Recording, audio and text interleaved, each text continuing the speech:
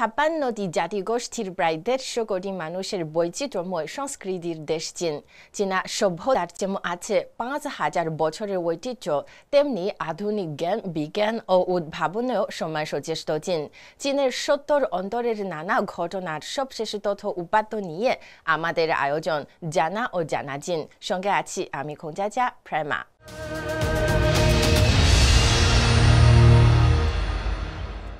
14 April বাংলাদেশে পালিত হল বাংলা নববর্ষ। আর এই উপলক্ষে দেশটির রাজধানী ঢাকায় অনুষ্ঠিত হয়েছে চোখ ধাঁধানো ড্রোন শো। চীনা দূতাবাসের সহযোগিতায় বাংলাদেশের সংস্কৃতি বিষয়ক মন্ত্রণালয় আয়োজন করছে এই প্রদর্শনীর। চলুন শুরুতেই আফরিন মিমের প্রতিবেদনে দেখে আসি ড্রোন শো।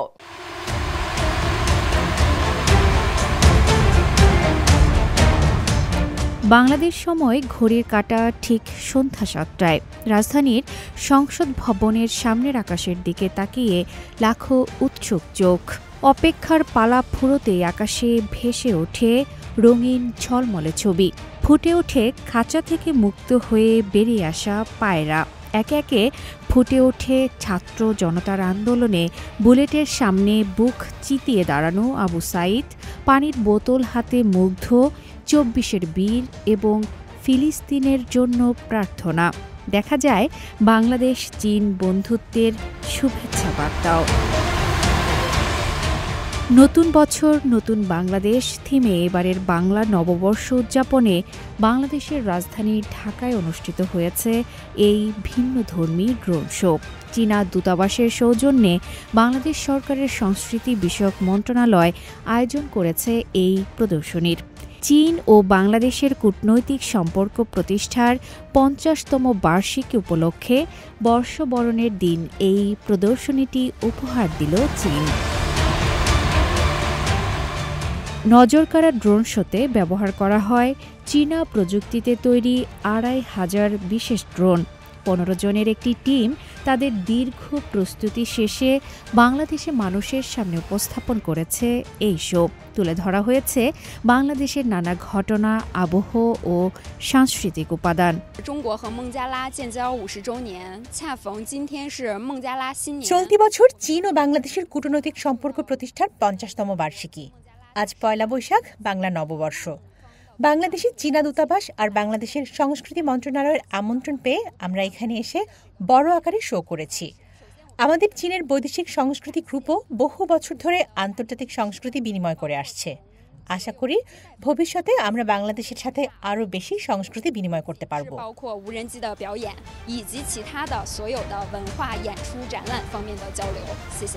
বাংলাদেশের মানুষের জন্য এমন একটি শো উপহার দিতে পেরে খুশি কারিগরি দলের সদস্যরাও।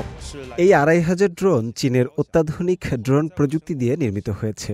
এ প্রযুক্তি পুরোপুরি চীন গবেষণা করেছে। চিপ থেকে শুরু করে উৎপাদন, গবেষণা, নকশা আর চূড়ান্ত উপস্থাপনা পর্যন্ত সব কার্যক্রম চীনা দল সম্পন্ন করেছে। চীন ও বাংলাদেশ কূটনৈতিক সম্পর্ক প্রতিষ্ঠার 50তম বার্ষিকী উপলক্ষে আমরা চীনের প্রযুক্তিবিদদের প্রতিনিধি হিসেবে বাংলাদেশে এসে বাংলাদেশি জনসাধারণকে শুভকামনা জানাতে পেয়ে খুবই খুশি। এই ড্রোন শোতে প্রধান অতিথি ছিলেন সংস্কৃতি বিষয়ক উপদেষ্টা মোস্তফা সরোয়ার ফারুকী, বিশেষ অতিথি ঢাকায় নিযুক্ত চীনের রাষ্ট্রদূত ইয়া ওয়েন, বিভিন্ন দেশের রাষ্ট্রদূত ও কূটনৈতিক প্রতিনিধি সহ সরকারি ও বেসরকারি দপ্তরের ঊর্ধ্বতন কর্মকর্তারা। Bangladesh, China, Bangladesh friendship, long live.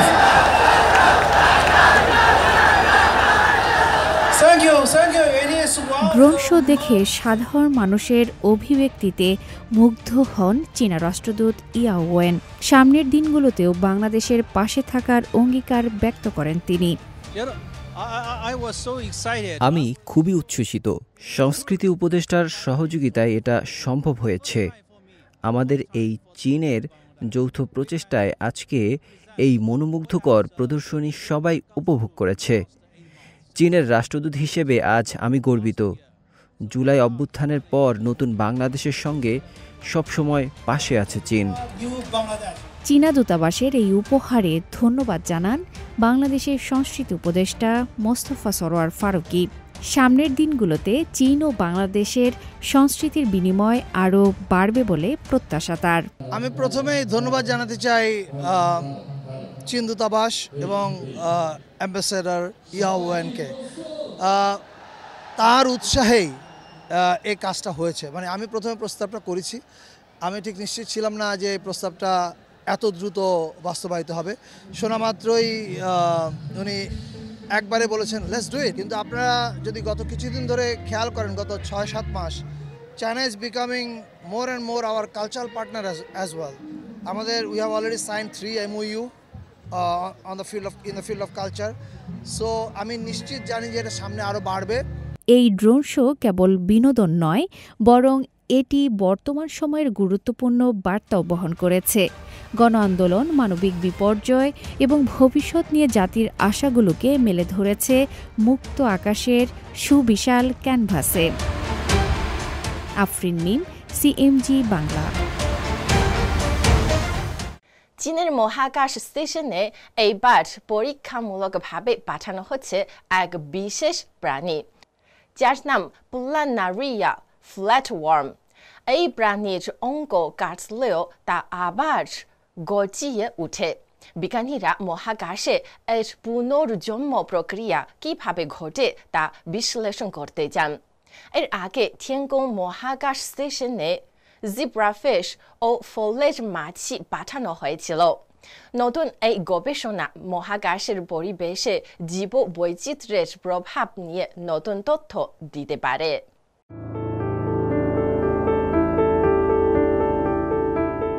মহাকাশ স্টেশনে নতুন প্রাণী পাঠাচ্ছেন চীনের গবেষকরা। এর আগে দেশটির মহাকাশ স্টেশন থিয়েংকংয়ে জেব্রাফিশ ও ফলের মাছি পাঠানো হয়েছিল। এবার পাঠানো হচ্ছে প্ল্যানারিয়া ফ্ল্যাটওয়ার্ম নামের এক ধরনের কৃমি। প্ল্যানারিয়া কৃমির বিশেষত্ব হল এদের শরীরের কোনো অংশ কেটে গেলে তা আবার গজাতে পারে। বিজ্ঞানীরা মহাকাশে এই কৃমির পুনরুৎপাদনের ক্ষমতা পরীক্ষা করে দেখতে চান। এর মাধ্যমে মূলত তারা মহাকাশের পরিবেশে প্রাণীদের পরিবর্তন সম্পর্কে জানতে পারবেন। চীনের বিজ্ঞান একাডেমির অধিভুক্ত technology and engineering centre for space utilization এসব তথ্য জানিয়েছে। প্ল্যানারিয়া ফ্ল্যাটওয়ার্মের পুনরুৎপাদনের ক্ষমতা আশ্চর্যজনক। শরীরের যে কোনো অংশ কেটে গেলে তারা সম্পূর্ণ মাথা বা লেজ তৈরি করতে পারে। এই বৈশিষ্ট্য প্ল্যানারিয়াকে টিস্যু পুনর্জন্মের গবেষণার জন্য আদর্শ নমুনা করে তুলেছে। Technology and engineering centre for space ইউটিলাইজেশনের গবেষকদের মতে, মহাকাশ স্টেশনের লাইফ ইকোসিস্টেম এক্সপেরিমেন্ট ক্যাবিনেটের সার্বজনীন জৈবিক চাষ মডিউলের মাধ্যমে এই পরীক্ষাটি পরিচালিত হবে। মহাকাশের পরিবেশে প্ল্যানারিয়ার পুনর্জন্ম প্রক্রিয়া এবং শরীরবৃত্তীয় আচরণের নির্দিষ্ট প্রভাব বোঝার জন্য বিজ্ঞানীরা এই পরীক্ষাটি করবেন। চীনের মহাকাশ স্টেশনের বৈজ্ঞানিক গবেষণায় এর আগেও দুটি প্রাণী, বিশেষ করে জেব্রাফিশ এবং ফলের মাছি ব্যবহার করা হয়। 2024 সালের এপ্রিলে শেনজৌ 18 মহাকাশযানের মাধ্যমে 4টি জেব্রাফিশ এবং 4 গ্রাম সেরাটোফাইলাম মহাকাশ স্টেশনে পাঠানো হয়। মহাকাশের কম মাধ্যাকর্ষণ মেরুদণ্ডী প্রাণীদের হাড় এবং পেশির প্রোটিনকে কিভাবে প্রভাবিত করে তা গবেষণার জন্য এই ব্যবস্থা করা হয়। এদিকে থিয়াংকং মহাকাশ স্টেশনে 150 দিনেরও বেশি সময় ধরে গবেষণা কাজে নিযুক্ত রয়েছেন শেনচৌ 19-এর নভোচারীরা। সেখানে তারা স্নায়ুবিজ্ঞান, চিকিৎসা এবং মাইক্রোগ্রাভিটি পদার্থবিদ্যার বিভিন্ন গুরুত্বপূর্ণ পরীক্ষায় অগ্রগতি অর্জন করেছেন। এই নভোচারীরা বিভিন্ন গবেষণায় ইলেকট্রোএনসেফালোগ্রাম নামে একটি যন্ত্র ব্যবহার করেছেন। এর মাধ্যমে পাওয়া তথ্য পৃথিবীর বিজ্ঞানীদের বুঝতে সাহায্য করবে মাধ্যাকর্ষণ কিভাবে মানুষের চোখ ও হাতের কাজকে প্রভাবিত করে, শূন্য মহাকর্ষে মানুষ কিভাবে স্থান ও অবজেক্টের দূরত্ব বুঝতে পারে এবং দীর্ঘ মহাকাশযাত্রায় মস্তিষ্কের তরঙ্গের মধ্যে মনোযোগ ধরে রাখার ক্ষমতা কিভাবে নিয়ন্ত্রিত হয়। প্রায় 6 মাস ধরে মহাকাশে থাকার পর নভোচারীরা মহাকাশ স্টেশনে তাদের দৈনন্দিন জীবনের অভিজ্ঞতাও শেয়ার করেছেন। তারা প্রশ্ন উত্তর এবং ভিডিওর মাধ্যমে স্টেশনের পরিবেশ, যন্ত্রপাতির ব্যবহার এবং ভেতরের সজ্জা কেমন তা রেকর্ড করেছেন। এই তথ্য দেখে বিজ্ঞানীরা মহাকাশযানের নকশা আরও ভালো করতে পারবেন এবং ভুলগুলো খুঁজে বের করতে পারবেন। পাশাপাশি ভবিষ্যতে নভোচারীদের সুবিধার জন্য কি কি পরিবর্তন আনা দরকার তাও ঠিক করতে পারবেন। চিকিৎসা গবেষণা, নভোচারীদের শরীরে ওষুধের প্রভাব নিয়েও কিছু গবেষণা করেছেন তারা। এর মাধ্যমে ভবিষ্যতে মহাকাশে নভোচারীদের ওষুধ ব্যবহারের নিয়ম তৈরিতেও সাহায্য করবে। মহাকাশ প্রযুক্তি গবেষণায় নভোচারীরা রিভার্স ব্রেটন ক্রায়োকুলিং নামে একটি নতুন শীতলীকরণ পদ্ধতি পরীক্ষা করেছেন। এটি তাদের কেবিনের ভেতরের জিনিসপত্র ঠান্ডা রাখতে সাহায্য করবে। এই প্রযুক্তিটি ভবিষ্যতে গভীর মহাকাশ অভিযানেও কাজে লাগবে এবং চীনের মহাকাশযানের তাপমাত্রা নিয়ন্ত্রণের সক্ষমতা বৃদ্ধি করবে। এটি অতি দ্রুত গতিতে ঘূর্ণায়মান গ্যাসের বিয়ারিংয়ের উপর ভিত্তি করে তৈরি। এছাড়াও মহাকাশে মাধ্যাকর্ষণে পদার্থের আচরণীয় বেশ কিছু গবেষণা চালিয়ে যাচ্ছেন এই নভোচারীরা। শুভ আনোয়ার, সিএমজি বাংলা। চীন এখন উচ্চমানের যন্ত্রপাতি তৈরিতে মনোযোগ দিয়েছে। উৎপাদন বাড়াতে দেশটির কারখানাগুলোতে আধুনিক ও স্বয়ংক্রিয় প্রযুক্তি ব্যবহার করা হচ্ছে। জেনোটেক শেনয়াং মেশিন টুলে 24 ঘন্টা কাজ করছে বুদ্ধিমান মেশিন। প্রযুক্তির উন্নয়নে উৎপাদনশীলতা যেমন বেড়েছে, তেমনি পণ্যের মানও উন্নত হয়েছে। নতুন যন্ত্রপাতি ও স্মার্ট পণ্যে ভর করে চীন এগোচ্ছে শিল্পের আধুনিক রূপে।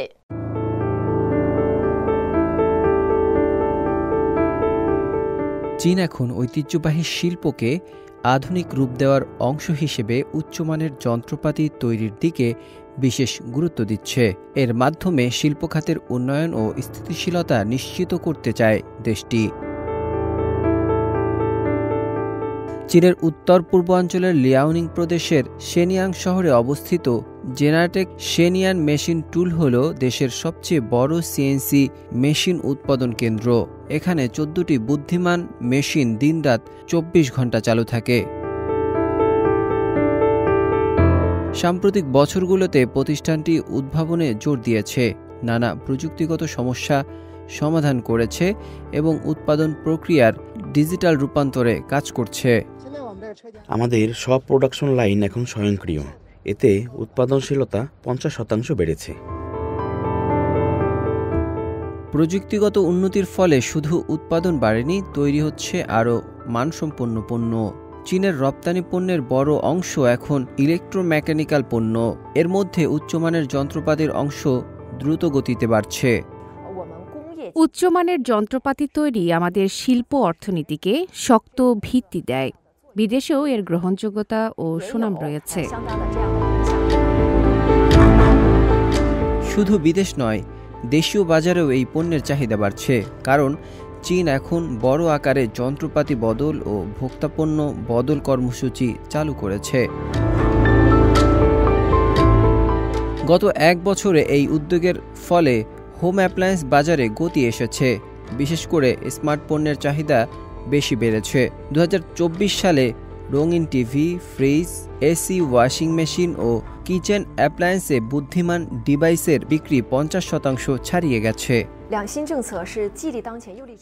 যন্ত্রপাতি ও ভোক্তা পণ্যের বদল কর্মসূচি শুধু এখন নয়, ভবিষ্যতের জন্য লাভজনক। এটি আমাদের শিল্প খাতকে আরও মজবুত করে তোলে এবং দেশীয় বাজারকে শক্তিশালী করে। ফলে আমরা বাইরের যে কোনো অনিশ্চয়তা নিজের শক্তি দিয়ে সামাল দিতে পারি।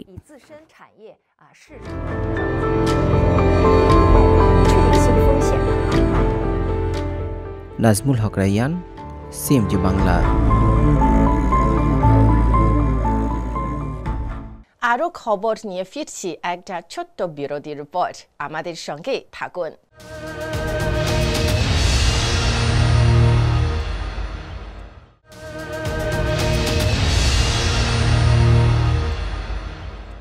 দর্শক, বিরতির পর আবারও স্বাগত জানা ও জানা চীনে। চীনে ঘুমের সমস্যায় ভুগছেন এমন মানুষের সংখ্যা বাড়ছে। তবে ইদানিং ঘুম নিয়ে আগের চেয়ে বেশি সচেতন চীনারা। নিজেদের ঘুমের ধারণ ও সমস্যা নিয়ে তারা নিজেরাই করছেন গবেষণা। বিশেষ করে ঘুমের ধরন পর্যবেক্ষণ করতে চীনাদের মধ্যে বেড়েছে স্মার্ট ওয়াচের ব্যবহার। এই কারণে দেশটিতে 1 বছরে স্মার্ট ওয়াচের চাহিদা বেড়েছে 20%। চীনই এখন বিশ্বের সবচেয়ে বড় স্মার্ট ওয়াচ বাজার। আন্তর্জাতিক গবেষণা প্রতিষ্ঠান ইন্টারন্যাশনাল ডেটা কর্পোরেশনের সাম্প্রতিক প্রতিবেদনে দেখা গেছে 2024 সালে বিশ্বব্যাপী হাতে পড়ার মতো ডিভাইসের সরবরাহ 1.5% মতো কমে গেলেও চীনের বাজার ব্যতিক্রম। সেখানে এ ধরনের ডিভাইসের ব্যবহার বেড়েছে প্রায় 20%। এতে করে চীন এখন বিশ্বের সবচেয়ে বড় স্মার্ট ওয়াচের বাজারে পরিণত হয়েছে। আর এ বাজারে শীর্ষে রয়েছে হুয়াওয়ে, শাওমি ও অ্যাপল। এই স্মার্ট ওয়াচ বিক্রির সঙ্গে সম্পর্ক রয়েছে ঘুমের। চীনে ঘুম নিয়ে গবেষণা করছে China sleep big data centre. আর ঘুম নিয়ে এই প্রতিষ্ঠানের সাম্প্রতিক এক গবেষণা প্রতিবেদনে উল্লেখ করা হয়েছে চীনে 18 বছর বা তার বেশি বয়সী প্রায় 50% প্রাপ্তবয়স্ক মানুষ ঘুম সংক্রান্ত সমস্যায় ভুগছেন। এর মধ্যে ঘন ঘন রাতের বেলায় জেগে ওঠা, দিনের বেলায় ক্লান্তিবোধ কিংবা খুব ভোরে জেগে ওঠা ও সহজে ঘুম না আসার মতো সমস্যা রয়েছে। আমি সাধারণত রাত জাগি, কখনো 1টা বা 2টা পর্যন্ত, কখনো সারা রাত ভিডিও গেম খেলে কাটিয়ে দেই। স্বাস্থ্য প্রযুক্তি প্রতিষ্ঠান রেজমেডের সমীক্ষায় দেখা গেছে 78% চীনা এখন স্মার্ট ওয়াচ বা এ ধরনের যন্ত্র ব্যবহার করে নিজেদের ঘুমের ধরন পর্যবেক্ষণ করছেন। আগে অ্যালার্মের শব্দে হঠাৎ জেগে উঠতাম, যা আমাকে খুব ক্লান্ত করে দিত, কিন্তু স্মার্ট ওয়াচের হালকা কাঁপন ধীরে ধীরে আমাকে জাগিয়ে তোলে। ঘুমের মান পর্যবেক্ষণে চীনারা একসময় হার্ট রেট বেল্টও পরত, তবে এই ফল পাওয়া যাচ্ছে স্মার্ট ওয়াচেও। গভীর ও হালকা ঘুম নিয়ে অনেক বিস্তারিত তথ্য দিচ্ছে এসব যন্ত্র। বিশ্বের স্মার্ট ওয়াচ বাজারে শীর্ষস্থানে রয়েছে হুয়াওয়ে।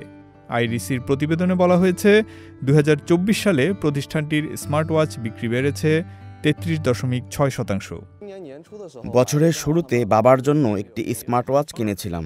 তিনি রক্তচাপের সমস্যায় ভুগছেন। এটি রক্তচাপ ও ঘুমের মান পরিমাপ করতে পারে। চীনে স্মার্ট ওয়াচ কেবল সময় দেখার জন্য নয়, স্বাস্থ্য পর্যবেক্ষণের জন্য জনপ্রিয় হয়ে উঠেছে। বিশেষ করে ঘুমের মান পর্যবেক্ষণের সুবিধার কারণে স্মার্ট ওয়াচ এখন অনেক চীনার নিত্যসঙ্গী। ফয়সাল আব্দুল্লাহ, সিএমজি বাংলা। বিপন্ন প্রজাতির কালো গোল্লার সারসের নিরাপদ আবাসস্থল তৈরিতে সম্প্রতি বেশ কিছু পদক্ষেপ নিয়েছে চীনের ইউনান প্রদেশের প্রশাসন। শীতের সময়ে এখানে যে পরিযায়ী পাখিরা এসেছিল তাদের সুরক্ষা নিশ্চিত করতে ব্যবহার করা হচ্ছে আধুনিক প্রযুক্তি। ফলে এখানকার জলাভূমিতে বেড়েছে কালো গোল্লার সারসের সংখ্যা। কি উদ্যোগ নেওয়া হয়েছে সেটার বিস্তারিত শুনব হোসনে মোবারক সৌরভের প্রতিবেদনে। চীনের প্রথম শ্রেণীর সুরক্ষার অধীনে রয়েছে বিরল প্রজাতির কালো গলার সারস। এই পাখিদের জন্য নিরাপদ আবাসস্থল তৈরিতে সম্প্রতি বেশ কিছু উদ্যোগ নিয়েছে দক্ষিণ পশ্চিম চীনের ইউনান প্রদেশ। পাখি জগতের পান্ডা নামে পরিচিত কালো গলার সারসরা ইউনানের সমুদ্রপৃষ্ঠ থেকে 2.5 থেকে 5 কিলোমিটার উঁচুতে থাকা জলাভূমি, হ্রদ ও প্লাবনভূমিতে বাস করে। এদের খাবারের তালিকায় রয়েছে গাছের পাতা ও শৈবাল। এখন বসন্ত চলছে ইউনানে। সারসগুলো এখন পাশের প্রদেশ সিচুয়ান এবং উত্তর পশ্চিম চীনের কিছু অংশে যাত্রা শুরু করেছে প্রজননের উদ্দেশ্যে। 2024 সালে ইউনানে বৃষ্টির পরিমাণ ছিল তুলনামূলক বেশি। এতে প্রদেশের জলাভূমির পানির স্তরও হয়েছে স্থিতিশীল। কুচিং শহরের উইচি কাউন্টিতে বেড়েছে জলাভূমি এলাকা। টানা বৃষ্টির সুফল পাচ্ছে তৃণভূমি ও বনাঞ্চল। এতে কালো গলার সারসদের আবাসস্থলগুলো বেশ উন্নত হয়েছে। স্থানীয় কর্মকর্তারা জানান, এখানে কালো গলার সারসের জন্য বিভিন্ন সংরক্ষণ প্রকল্প বাস্তবায়ন হয়েছে। পাখিগুলো যাতে শীতের সময় এখানে উপভোগ করতে পারে সেজন্য একটি পরিপূর্ণ প্রাকৃতিক পরিবেশ তৈরি হয়েছে। এখন ধীরে ধীরে বাড়ছে কালো গলার সারস। গেল কয়েক বছরে পরিযায়ী পাখিদের জন্য এখানকার জলাভূমিগুলোর সংরক্ষণ ব্যবস্থা উন্নত করা হয়েছে। স্থাপন করা হয়েছে আধুনিক নজরদারি প্রযুক্তি। এর ফলে কালো গলার সারসের শীতকালীন নিরাপদ জীবন নিশ্চিত করা সম্ভব হয়েছে। ছাওতুং শহরের ছাওয়াং জেলায় অবস্থিত ইউনান দাশানপাও জাতীয় প্রাকৃতিক অভয়ারণ্য কালো গলার সারসের সবচেয়ে গুরুত্বপূর্ণ শীতকালীন আবাসস্থল এবং বিশ্রাম কেন্দ্র হিসেবে পরিচিত। নেচার রিজার্ভটি যৌথভাবে ড্রোন টহল পাইলট প্রকল্প পরিচালনা করছে এবং পরিযায়ী পাখিদের ওড়ার পথের নিরাপত্তাও নিশ্চিত করছে। ইউনান দাশানপাও নেচার রিজার্ভের গবেষণা ইনস্টিটিউটের পরিচালক ছাও চিচাও জানান, ড্রোনগুলো কালো গলার সারস ও অন্যান্য জলজ পাখি শনাক্ত করে, সংখ্যাও গুনতে পারে। এর ফলে আমাদের কাজ আরো সহজ হয়েছে। এছাড়াও হুইচিতে অবস্থিত জাতীয় প্রকৃতি সংরক্ষণাগারের ৭০টি ভিডিও নজরদারি সরঞ্জাম ও ৩০টি ইলেকট্রনিক বেড়া উন্নত করা হয়েছে, কালো গলার সারস ও অন্যান্য পরিযায়ী পাখিদের জন্য যা দিচ্ছে বাড়তি নিরাপত্তা। ফেং আরও জানান, যদি কেউ সুরক্ষিত এলাকায় প্রবেশ করে বা কোনো নির্দিষ্ট স্থানে যায় তবে এটি তাৎক্ষণিক সতর্কবার্তা দিবে। রিজার্ভের কর্মীরা এই প্ল্যাটফর্ম ব্যবহার করে অনুপ্রবেশকারীদের উপর নজর রাখতে পারবে এবং ঘটনাস্থল থেকে উপযুক্ত প্রমাণ সংগ্রহ করতে পারবে। বিপন্ন প্রজাতির সুরক্ষায় আধুনিক প্রযুক্তি ও সংরক্ষণ ব্যবস্থায় দিনে দিনে অনুকরণীয় হয়ে উঠেছে ইউনান। এতে করে প্রদেশটির প্রকৃতি যেমন ডানা মেলছে দূর আকাশে, তেমনি বেড়ে চলেছে পর্যটকের সংখ্যাও। হোসনে মোবারক সৌরভ, সিএমজি বাংলা।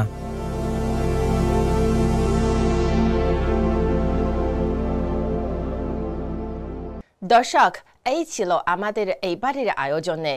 টেলিভিশনের পাশাপাশি সামাজিক যোগাযোগ মাধ্যমে অনুষ্ঠানটি দেখতে ভিজিট করুন facebook.com/CMG বাংলা এবং ইউটিউব চ্যানেল CMG বাংলায়। আগামী পর্বে আবারও দেখা হবে। সে পর্যন্ত ভালো থাকুন, সুস্থ থাকুন।